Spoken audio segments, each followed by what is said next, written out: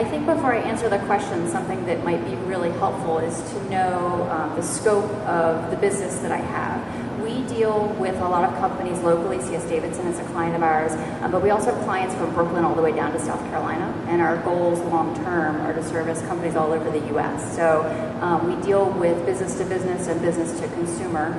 So that just kind of lays the groundwork. When I answer any questions, you kind of have an understanding of what it is that my company does in terms of advertising, marketing, and public relations. So the question was, why did I come here, and what was the second half? And positive and negatives. So I would say I followed my husband. I think like a lot of wonderful partners, you follow your loved one all over whenever they're ready to go somewhere. And we had gone from New York to Baltimore, and we're ready to buy a house, and the housing market was simply just very, very expensive. So we ended up commuting from a house that we purchased up here in York, and did the commute for a while to business to our employers down in Baltimore for several years.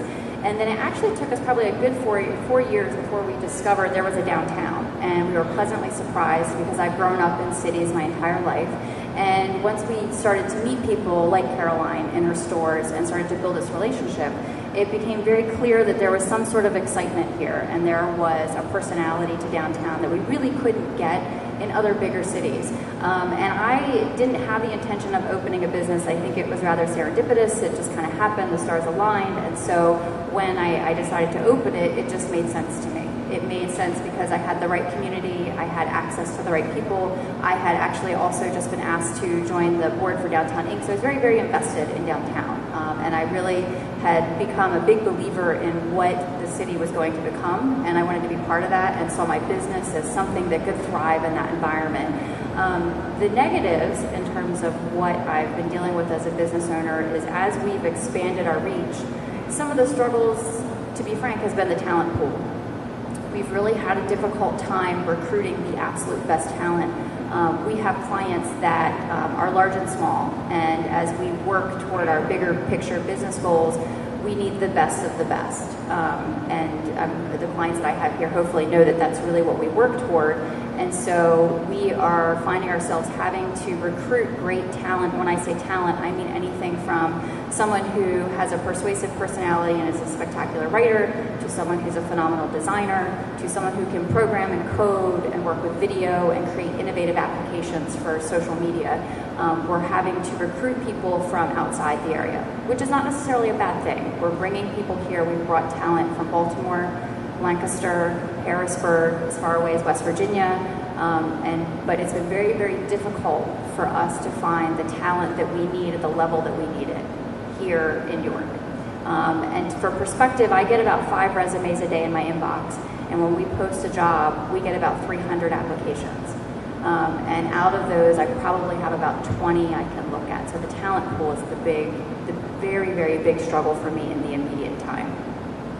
Hopefully I didn't take up too much time. Oh, we have moved our office. We've been open 2 years next week, and we started out in the Rudy Art Glass building. I think many of you may have been there before. There's a beautiful art gallery in the bottom right now. But we started out in that property, and again, this was a big reason why I decided to open the business in York. Was Steve Mitchell, who is the owner of Rudy Art Glass, was very, very generous. And believed in me very early on and said, you need to open this, you need to do this, let me use this property, I'll give it to you at an extremely discounted rate starting out, so my overhead was extremely low, and I couldn't do that in a lot of other communities, and that was huge for me. It gave me the extra confidence to be ambitious and take on that risk. And so I started off over on at 17 East Philadelphia Street, in a historic building. I mean, if you didn't watch yourself, you'd trip every 10 feet because the floors were all up and down. And we grew to the point where, fortunately with mentors like Caroline, who advised me through managing my finances, we're able to manage our way through investing in a larger space. Now we have a beautiful condo above Maywinds. We were actually just featured yesterday on IKEA's national blog. IKEA named us a pick of the week for a beautiful space. So we've gone from having not much to having, nearly 10 people in a beautiful condo space. So we've been very, very fortunate. Great. All right, wonderful.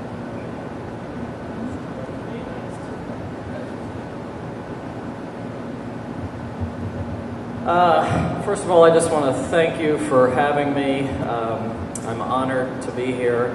The Women's Giving Circle is a wonderful organization. You all have done wonderful things for York. And this idea of listening and understanding is certainly a key to success in any endeavor. So why York City? Well, it's my home, as Carolyn suggested. You know, I'm from Red Lion, but in reality, when I was in the military for 9 years, and when I was away and people asked me where I'm from, I said York. So, because nobody knew where Red Lion was anyway. So I've always felt that York is my home. And York is the center of commerce for, well, York City is the center of commerce for York County. And like it or not, really, that's something that I think a lot of us that are from here don't really think about on a regular basis. You know, we think of where we live, and we think of York County as a whole, and sometimes we think of York City as this problem spot in the middle of the county, but to the rest of the world, York City is the center of our county, and York City is the center of commerce here. Good reason why York City needs to be a wonderful place. And York City is the center of our community, not only financially center of commerce, but center of community as well. When people come to look at jobs in this county, they drive downtown and they look at the city and they say, this is my community. Do I want to live here? That is why I came to York City, because to kind of rewind a little bit, I did leave the area. I did serve in the military for 9 years. I thought I was going to go see the world, but I ended up going to Maryland. I worked for the Pentagon and the National Security Agency as a satellite technician. And I was there when the attacks happened in 9/11, and that situation really affected my view of what life's about and what community and family is about. I don't know if everybody remembers the way that we thought before that happened, but it was, we all felt, or at least I can only speak for myself, but I do think that most people felt this way too. Indestructible. You know, we are the United States, we are indestructible, nothing can hurt us. And after that day that happened 12 years ago today, I think we all had a feeling of, oh my goodness, we're not indestructible. And we need other people, and we need community. And so that has been on my mind for a long time. And when I moved back to York County, I saw York City as the center of that community, and really wanted to do something good for this community. And I also should say that living in Baltimore for those 9 years, I saw the community investment happening there, and I saw what happens when everybody pulls together. And Baltimore has really come a long way in the last 10 years.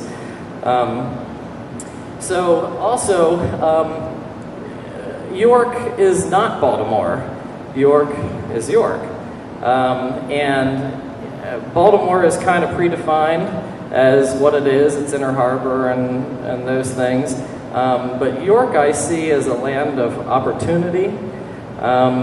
It's a place that has inexpensive real estate, which happens to be my business, and beautiful architecture, and investment capital, and it's in a great location. On the grand scale of things, everyone always says, in real estate, location, location, location is the most important thing. Well, you could argue that York City is the right place to buy then, but if you look at the grand scheme, York City is in a good location. So, and look at the cities around us, Lancaster in particular. Things are happening in this region. And last but not least, York City is full of people that care, which is kind of an amazing concept too, and I think it's hard to remember sometimes when we're here. A lot of times I think we as York City people kind of start thinking like, geez, are we all that's in this? You know, it's just us kind of pulling for York City.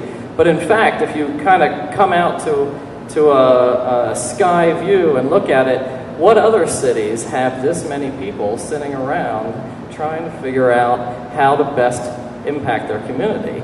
York City has a ton of people rooting for it, which is kind of weird and kind of wonderful. So that is another good reason to be here. So we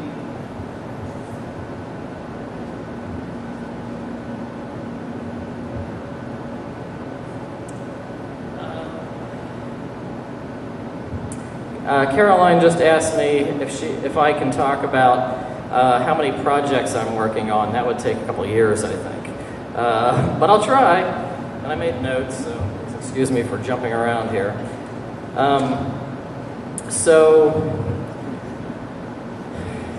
In 2008, I moved back to York City, and I wanted to be downtown. And I partnered up with Sarah Kovaleski, who owns Just Cupcakes, so buy cupcakes from Sarah Kovaleski. There you go. See, your cupcakes, you're eating my partner's food right now. So Sarah and I had both recently sold our houses and had some extra cash. And really, I think everyone was kind of in a state of shock also at that time, 2008, 2009, wondering what is going on, what to invest in, those types of things. And so we looked at buying property in the city and kind of made a strategic decision to buy properties on the 100 block of East King Street. And the reason we did that was because, number one, I had 2 properties already on the 100 block of East King Street, but also it was the one area in the central business district that was close to everything, and it was vacant. It was a vacant block, a vacant blighted block. Most of the properties no one was living in, and so we started talking with the property owners there, and were able to buy most of those properties over the last 3 years. Also, I was thinking, after living in Baltimore, and I also lived in Asheville, North Carolina for a period of time. I don't know if any of you have ever been there, but Asheville is one of the top 10 artist cities in the United States, and was not 15 years ago. It was nothing. Washington, D.C., I also lived in Washington, D.C. for a period of time. So I had on my mind these grassroots revitalization projects that I saw in these cities where blighted, inexpensive neighborhoods were revitalized, and it was spearheaded every time by business people and renovators, but they were invigorated by artists and creatives and innovators. So I was thinking, we need to do that here. So today, in 2013, we have a revitalized block. I feel that I can say that for sure. We have all working class and professional type people living on the block. You can walk down there right now and feel comfortable walking around. There are 20 artists that are living and working on the block. We have 3 open galleries. And this first Friday, the Parliament had 300 some people show up and buy over $2,000 worth of artwork. So that has been a success. And so as we were working on King Street in 2011, my company partnered with the YWCA and the Redevelopment Authority to redevelop the 100 block of South Duke Street, which is adjacent to South King Street, of course, and was a serious problem block. and also on my mind because I think the Yorktown Hotel is extraordinarily important to the city, and that block messes it up. So in the last 2 years, we have gained control over every property except for one on the 100 block of South Duke Street from King Street to Newton Alley. And we put the nuisance bar, Allison's Pub, out of business and bought that building. And we have an application into the state for a $1.25 million NPP tax credit, which we have 5 community business partners that have committed $250,000 apiece to over the next 5 years. And then, finally this year, my business partner, John McElligott, and I have gained control of the Bond Building, which is a 40,000 square foot warehouse on the corner of King and Queen Street. We're currently redeveloping the Bond Building into a one-of-a-kind restoration warehouse-style wedding and event venue that will draw 150 plus people every weekend to this region for high-end weddings. And you might say, well, a wedding and event venue? Aren't there a lot of those around? Sure, but this is unlike anything that is in this region. This is a 10,000 square foot warehouse style event venue, and we have spoken with every event coordinator in this region, and they all say, we need it, we look for it constantly, we send people to the cork factory in Lancaster, and that's not what they want really, they want a warehouse. So this venue is also going to have a 3,000 square foot rooftop deck, which is also something that is not found anywhere in the region. These people that come here for these weddings will be from Baltimore, they'll be from DC, they'll be from the 100-mile region, and they'll come here and they'll spend money and they'll stay at the Yorktown as long as the Yorktown gets fixed up a little bit. We'll work on that next. So also, we are creating a art and technology accelerator, which you might say, well, what is that? An accelerator is kind of like an incubator, except the idea of an incubator is to give you space and to provide you with help, potential employees, that type of thing.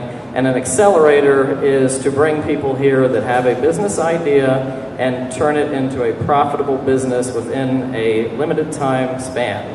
And so this idea comes out of the fact that we have been talking for the last 3 years with artists and asking them, what do you need? And when I first started getting control over the Bond Building, I was thinking massive artist studio space. But all of the artists said, we don't really need space.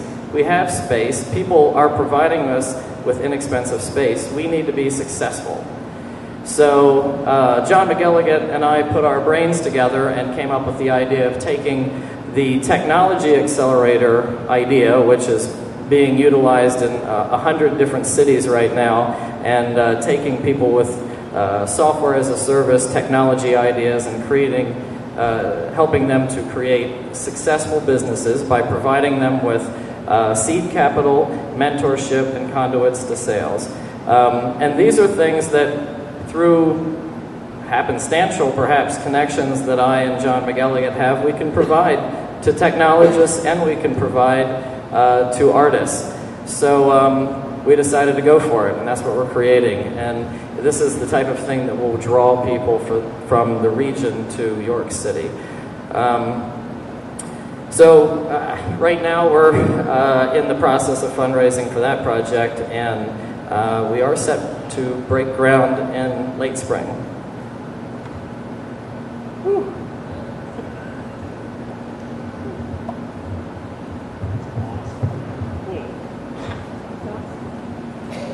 All right. Well, you'll find I do better in the shop with my tools hidden away. My brain goes on tangents, goes in every direction, and I think that's what helps me to take a whole bunch of random objects and put them into something coherent, whether that happens with words or sing. I started working in my grandfather's wood shop. I learned tools, 10-inch radial arm saw at 4 years old. I built furniture with him, and I watched my father work as a chemist for Bethlehem Steel at Sparrows Point. So how that came into the mix today, I think, is the hands-on aspects, and then watching my father work to death for all these people and being kind of the best in his business, leaving Bethlehem Steel and going into sales, but working around the clock. He loved the essence of what he did. Other than compensation wasn't really appreciated, and one company buys another, buys another, buys another, and that kind of led me to go and think rather more in the direction of what do you want to do, and hope to find the financial to back that up in the end. And that was melded with sort of an appreciation for the built environment, from natural beauty and enjoying camping and backpacking to seeing where we live, our homes and our cities, and hoping that they could, seeing what they could be and where they are now. So I went to engineering school. Figured I better do something that has a real application. I can make a living doing that. And as I got towards the end, fascination in renewable energies and natural spaces and architecture, and I thought, all right, I'm going to come out of engineering school and I'm going to get an architecture degree. And then there's going to be this career that I can dive in and use both of these things. But I found out when you would get to that point, you'd have to make that up as you go. So I graduated engineering school and I started approaching design build firms, hoping to travel and apply these alternative construction skills, whether you're doing timber framing or straw bale. And I found, so I'm still working for the engineering firm, and I'm starting this idea of a business. I don't really know how it's going to work or how it's going to pay me, but I just wanted to do these things. So I started hunting around. I went to the Green Fest in DC, and I found a design build firm called Helicon Works, which was a principal architect who had also left the structure of the regular architecture world and started a practice on his own, using a bunch of other architects as project managers, and then a bunch of makers, as this idea of custom handmade objects was growing, this interest in local found materials, this interest in sustainability, and this interest in non-manufactured goods, things that have sort of meaning to them and interest to them, so that you can own things with a story and some connection to place. So I just started taking jobs and building them on the weekend, and I picked wood and steel, and you end up with a big problem. You have all these ideas, but you need the equipment and you need the space in order to execute these ideas. So my best friend and my business partner, Casey, and I, we started realizing that we couldn't continue to work in his parents' farm in this 14-foot diameter silo. We had 40 feet of vertical space, but we had 140 square feet of workspace. So when it rained, we were kind of sitting in the silo looking out the door. So we, here we were, 26 years old, still living at home, and trying to work our regular jobs and save money to invest in a workshop and to build this business. And we started, we thought, oh, we're going to go out west. We're going to go to Portland. We're going to go to Seattle, where these ideas really had some traction, and these cities were really on a roll. Family became important, and we decided to stay on the East Coast. And we started looking locally. We looked at Baltimore, and this is 2006, 2007. But there was no way, at that point, I think a rundown carriage house with the roof falling in was like $800,000 in any neighborhood where we could work and not have all our tools stolen. Casey's uncle said, why don't you look at York? You work in old industrial materials. The city is a manufacturing town, and we thought there would be some opportunity on real estate. And we came up here on a whim. We brought our bicycles up, we parked downtown, and we just started riding around and looking at real estate signs and looking at costs. And we said, I think this is crazy, but we might have a chance of being able to get, in order to do our work, that space and that workshop to be able to build things. You have these ideas, but you're stuck. And we came and we had a tour with Kevin Schreiber, I think, our second time up, and he walked us through downtown. And northern Baltimore County, Maryland, it's a very different community atmosphere. Your family, and we weren't an old time, you know, we hadn't been living in that area. My family moved north from Timonium, you know, I don't know, I guess it was probably the early 90s, and, no, 87. And I didn't have any connections in that area other than immediate family. And when I came up here and I took that tour with Kevin, you know, here's the director of the Strand. We ducked in, we got a tour of the Strand. We went through, here was Brenda working in her studio. We went and met Frank Dittenhafer, and we went just, you know, business to business and walked right in, and it was completely different from the atmosphere that I had grown up in and the resources that I had at hand. And we were shown a bunch of different buildings, and one of them was this giant warehouse up next door to Buchart Horn, the Roosevelt Tavern. And it was, my background was doing remediation and demolition of structures like that. So I had done inspections, I had done structural design, structural remediation. But we still looked at it and we said, we've never even called a real estate agent at this point. I said, let's start here. So we called up Bennett Williams and we said, show us this building. And we did a walkthrough, and we were more thinking this would be a learning experience. But we went home and we went the program of what we wanted to do, the business plan of what we hope to grow into. It's ridiculously ambitious. I don't know if it will ever happen, but you have that sort of dream goal, and we started putting together a coherent written plan, and we started talking to banks, and I drew it up, and you know what my engineering skill set gave me. I went through zoning, and sure enough, somehow we were able to purchase that building. I don't know how that would have been possible in Baltimore or any other city. There just isn't that kind of opportunity or availability. And that got us started. It was sort of a curse and a blessing all in one. You know, you need that to move forward, but you don't know what you're going to do with it or how you're going to get it there, but it's not going to start if you don't do something. So we just went for it. And say we don't consider ourselves artists. We make things. We design things. We take a problem and we come up with a solution with the scraps that we have to work with.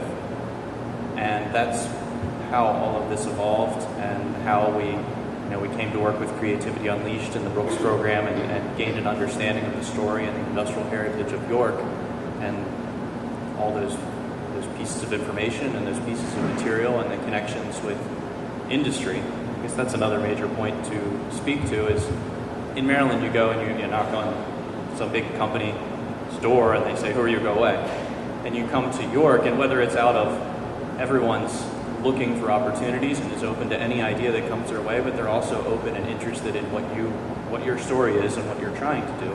And we were given unbelievable access to go into these spaces and to meet the owners of the company, and once they understood what we were trying to do, they were very interested in helping us get there, because in many cases they themselves had started these businesses from nothing.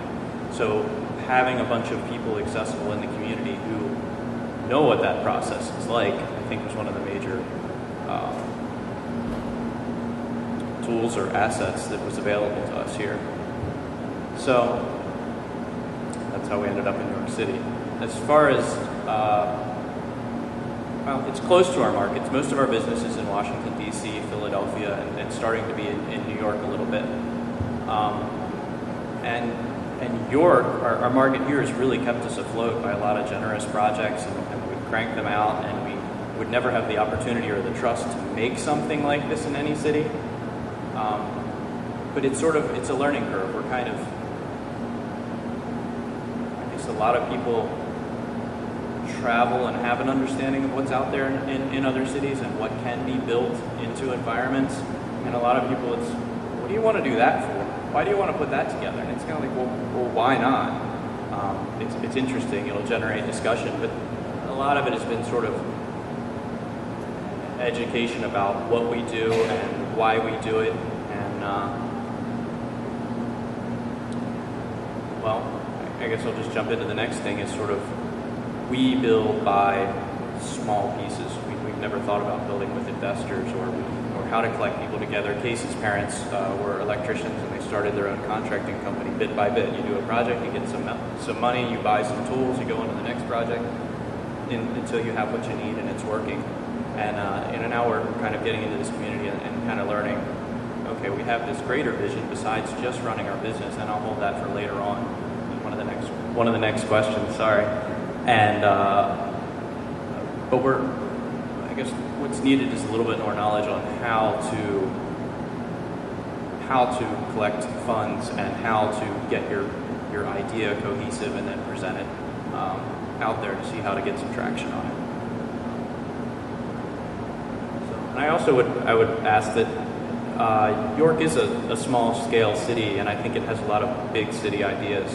And I think one of the biggest things is to be okay with where we are and target the projects and the things that we would like to accomplish so that they are fitting to the scale of the city.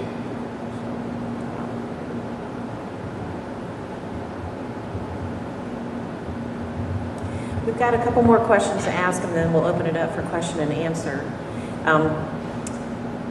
What do you envision for your company in the next 5 years, 3 years, whatever your scope is that you look forward?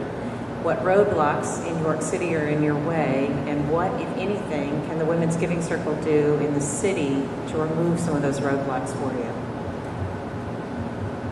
Okay, is that clock right? Okay. What time do we have to get you out of here? Okay, perfect. Well, I would say in the next 3 to 5 years, my goal is to hopefully triple in size, hopefully have major brands in our portfolio, and be working as a powerhouse firm. And what that means for us is that we are creating innovative marketing, but also being someone who's creating more technology. Or in the advertising industry, if you are not familiar with technology, if you are not innovating at rapid pace, you pretty much die. So it's either you're first, better, cheaper, or dead. And so I tend to go toward the first two. The roadblocks that we have, again, going back to the concept of the talent pool, my business is only going to be as good as the people that I employ. As any business owner here, you know that there's only so much you can do in a day. There's only so much you can sell. There's only so much you can do face-to-face with your clients. And so I am only going to be as good as the people that I have working with me. And so making sure that we're attracting and retaining spectacular talent, the absolute best talent, not mediocre, not less than ambitious, but people that are truly, they want the absolute best, and they work in a wonkish way that is, I mean, it's mind-boggling. These are the kinds of people that I'm looking for. And so I was just writing down a couple of notes as people were speaking, and I think the way that the Women's Giving Circle can help is mentorship is so important. And hearing each one of the stories, mentorship played an important part in someone's advancing their business. And I think that was something that was really accessible here, was I never felt like I couldn't knock on a door. I never felt like I couldn't have a conversation with someone. And so that accessibility was truly an asset in me making my decision to be here and to grow here. And so I think expanding that concept of mentoring the next generation, these next people, and giving them the ability to take more risk. I think I'm a big believer in risk-taking. I think that in order for us to grow and really be this ambitious city that we have these aspirations to be, we have to take more risk. And so whenever I look at things like opportunities where you can fund organizations, I tend to lean more toward I guess they call it a B-profit now, or the social venture profitable organization or for-profit. I would really ask that you consider, rather than opening up more nonprofits, and I know some people might not like hearing this, rather than opening up more nonprofits or funding more nonprofits, consider putting your money into the talent that is really going to be the basis for this next generation of jobs. And so looking at people that the young, fresh talent that are coming to the areas and they want to do something innovative, and creating an environment where we say risk is okay, we're looking to invest in you, and if you fail, that's all right, because we have this amazing support system, this mentorship program. And that, I would say, in addition, the other aspect that I would look to the Women's Giving Circle to really take advantage of is expanding your reach. Being an outsider coming to this area, I was very impressed with how strong the community was and how you work together. It really is, a community atmosphere. But one of the disadvantages is we tend to have the usual suspects. And so I think, and when I say that, what I mean is sometimes as someone who is always looking to advance my company, always looking to advance what I'm doing, I'm looking for the next big idea. I'm looking to hear fresh perspective.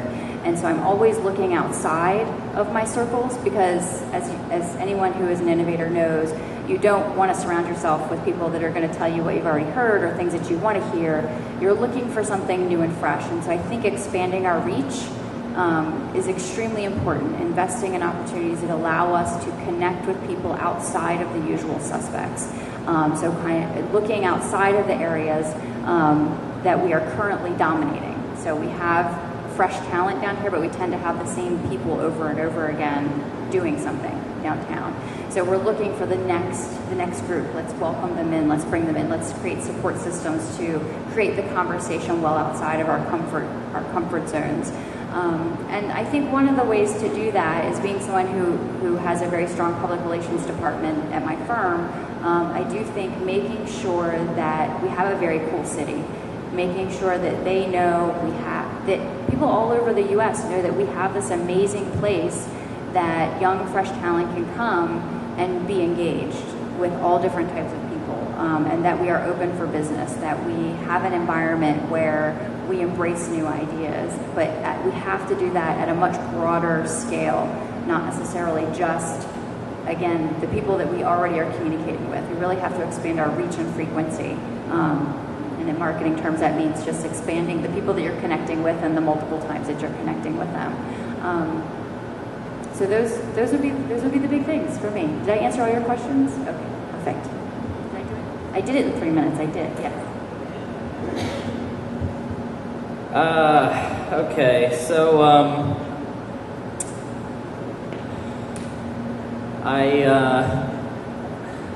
I guess in the next 5 years, this is a rough one,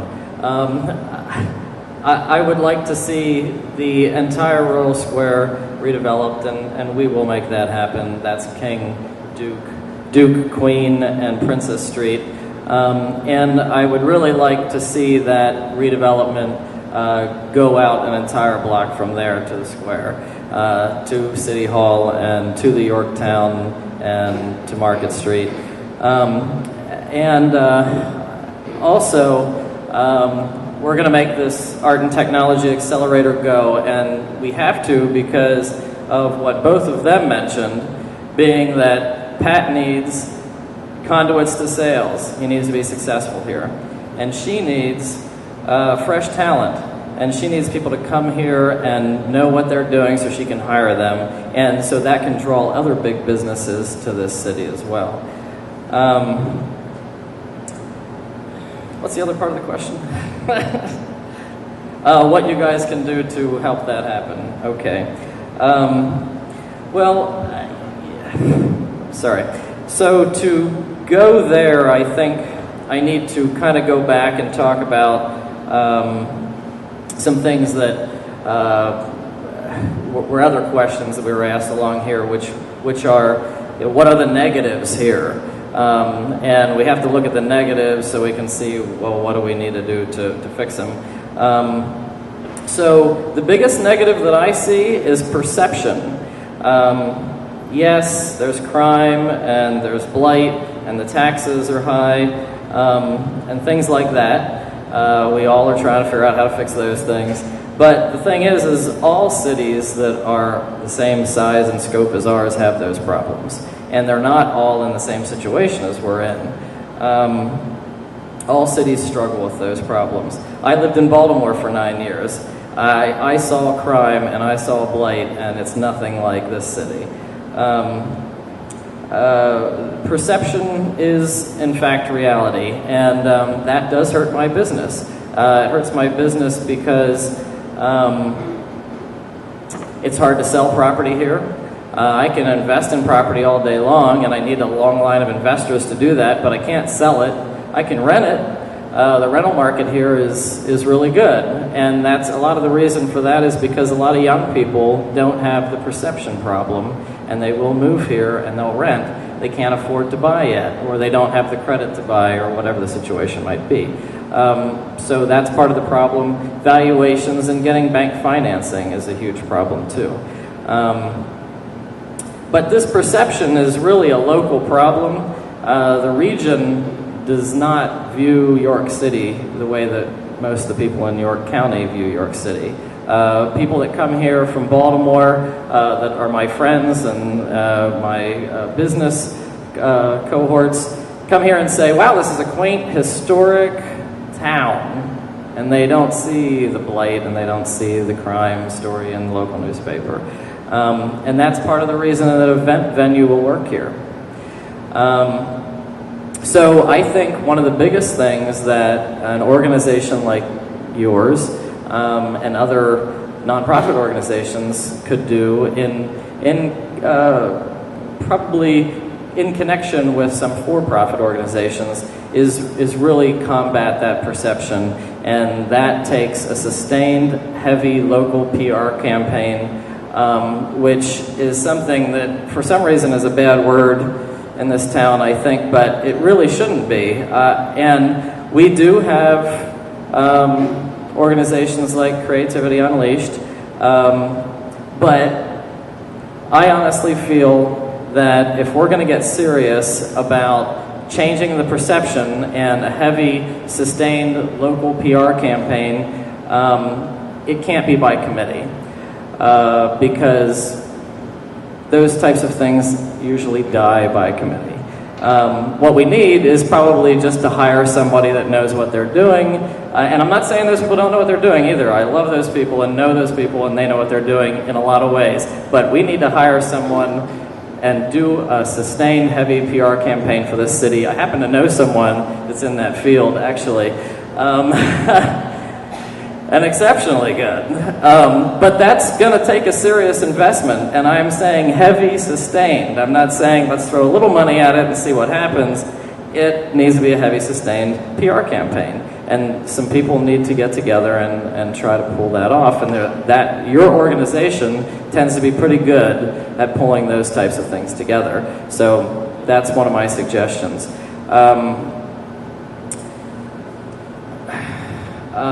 And then broader speaking, and this is to Mandy's point, I think we all have to really think seriously about serious for-profit investment in York City. Yeah, I know that a nonprofit organization can't invest in for-profit companies. I'm not suggesting that. I'm just speaking to individuals, I suppose. But also, your organization does have the ability to spur on ideas. And so I really believe that small businesses are what are going to make the difference in this city, as well as this county, as well as the United States as a whole. The days of wooing a 1,000+ employee business into the city or even the county is pretty rough. Those days are probably over for the most part. But what if we had 1,000 new businesses employing 5 people? Wouldn't that be amazing? And it's very possible. It's extremely possible, but there needs to be that investment available. That type of for-profit investment does draw businesses. And the perception is often that investing in something that's in the city, even a for-profit business in the city, you can't expect a return on that. And because we all have this perception that York City is this fledgling thing. But I would submit that that's not the case, because our companies are profitable, and there are many other companies that we could point a finger at in this town that are profitable, that they have to be for-profit and run by business people that are trying to make something happen and know what they're doing. I'm being cut off. That's all right. But I'll just wrap it up with saying I think that type of thinking snowballs into profits. And I want to say that the time is now, because we all talk about Lancaster being 10 years ahead of us, we're 10 years behind Lancaster, that type of thing. But the fact is, I say, not if we're not trying to be Lancaster. If we're trying to be York, then we are York, and we can be, in 2 years, amazing and what we make ourselves. Thank you.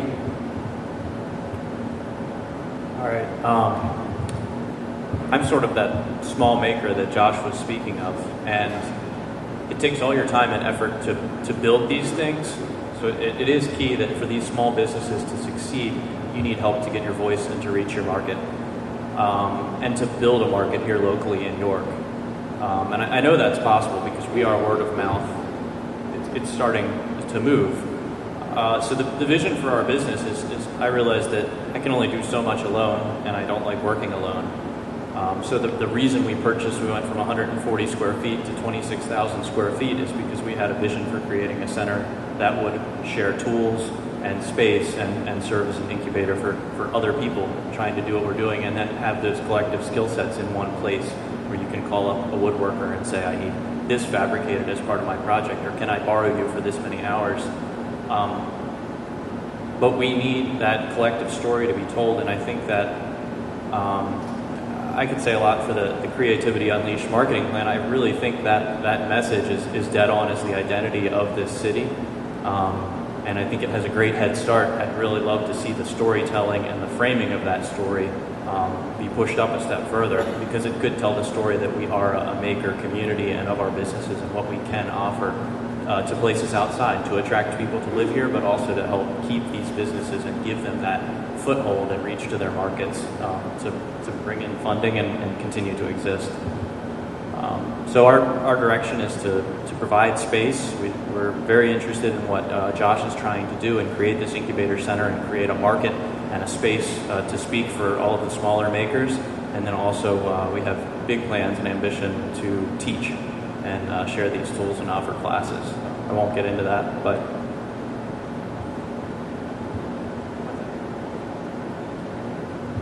I guess it's open time for questions. So any questions for any of us on the panel?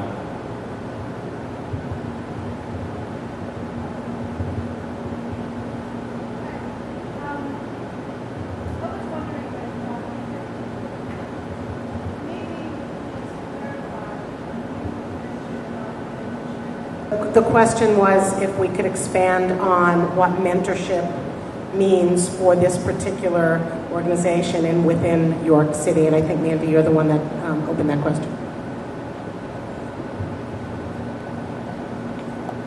Sure. Well, first, I would like to say that YRK Magazine is a phenomenal publication and an important vehicle for changing the perception of the city. To that point, they only can cover what we have available, so it's important that we have more businesses for them to cover. So there's going to be a point where they don't have any more content.